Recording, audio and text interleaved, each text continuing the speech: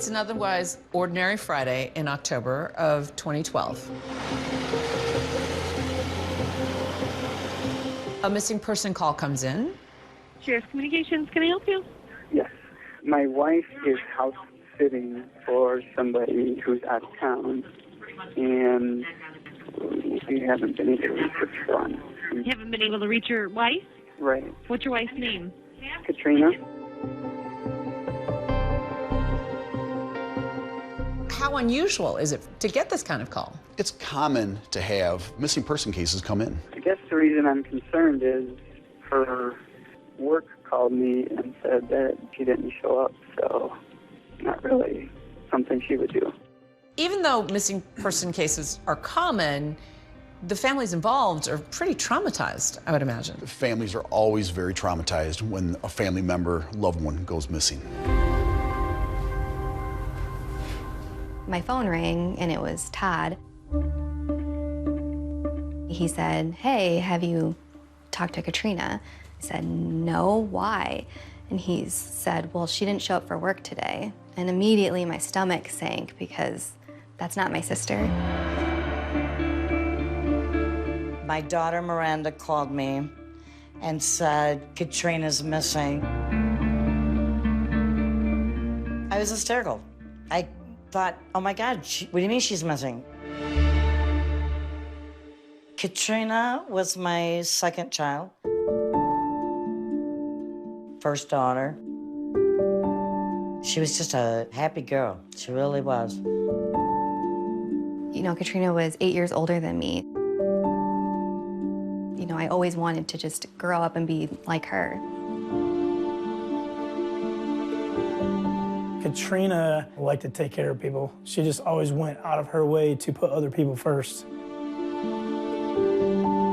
I know Katrina Smith from Chesney Park High School. She was a student of mine her senior year in the year 2000. We did the yearbook together. She was my senior editor. Katrina, I thought, was really smart. She was very well-driven. She was very mature for her age. Katrina has vanished from the very place she spent most of her life, Chesney Park. It's a town that's part of the larger community of Rockford, Illinois. Rockford is located about 100 miles from Chicago, about 20 miles south of the Wisconsin border. It's a big, small town. Definitely more of a blue-collar community, a lot of manufacturing, a lot of people working hard to just make a better life for themselves. Right away, you notice that manufacturing history when you come to this town. You can see so many industrial plants as you stroll along the river downtown. To locals, that's what Rockford is known for. But to outsiders, this place is usually known for something else. When a lot of people first hear about Rockford, Illinois, they think of the Rockford Peaches. It's the first women's baseball league. Of course, a league of their own was based on our own Rockford Peaches. Are you crying? No. There's no crying. There's no crying in baseball. Even though Tom Hanks and the rest of the cast didn't film a league of their own in Rockford, the field where the Peaches actually played is being restored as part of a tourism push for Rockford's future. But outside that ballpark, other parts of the area have more immediate problems.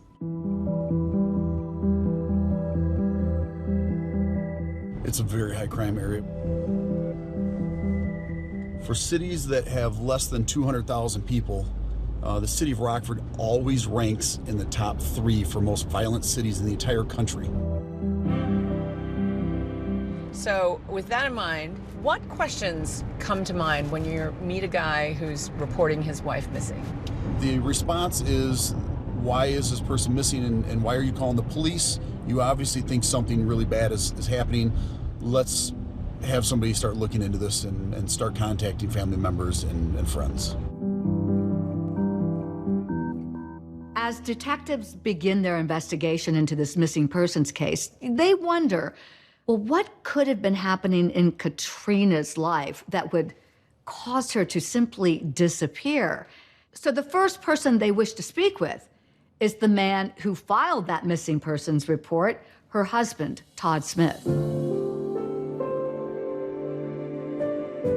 One night 9 years earlier, Todd Smith was working as a DJ, and he met Katrina, who had been out having fun with some of her friends. They hit it off immediately.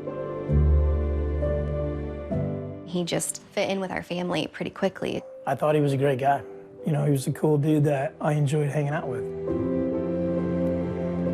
Todd was quite a bit older than Katrina, 15 years, and had 3 daughters from a previous marriage. But it didn't seem to matter.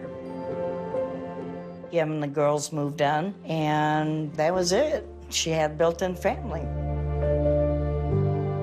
When I met Katrina, I immediately liked her. She played with me. She remembered details about things that I liked. She was really fun. She was an extremely good stepmom to Todd's daughters. The girls really adored Katrina.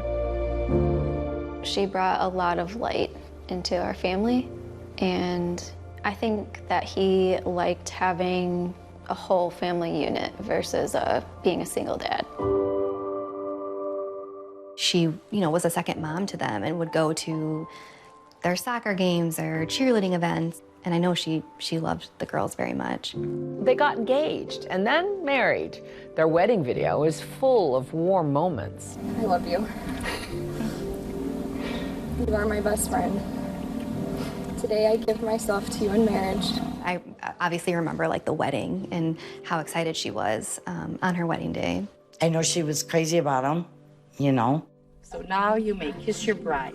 There was never a doubt that Katrina was happily married to Todd, and they were always doing stuff together, working together every day at home, you know, running a family business. I don't think Katrina ever really told me why she, you know, stopped working with Todd and went and got a job. She worked at Cameron Industries in Belvedere, and she was in the human resources department there. She was a good employee, never missed work.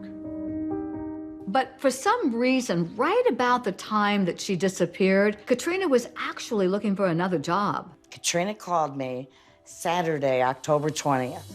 She said, I have a job interview Wednesday. She said, I'm coming over Wednesday night to talk to you about some things. And then Wednesday never came. What did she want to talk about? Turns out others in the family were getting hints, too, that something was up. I do remember around that time, Katrina had told me, like, hey, can you watch the dog for us? Like, we really need this vacation right now. Like, we really need to get away. I feel like Katrina was trying to tell me something. I got a voicemail. She was crying, and she said, you know, hey, I'm all right, but I just need to talk. And now Katrina is missing, vanished into thin air. Soon, secrets are about to be revealed, and the family's going to learn there was plenty they didn't know about her. I'm freaking out, driving home fast. I was sobbing like the whole way home, just instantly panicking that something's wrong. Especially after something turns up. And so what did you discover?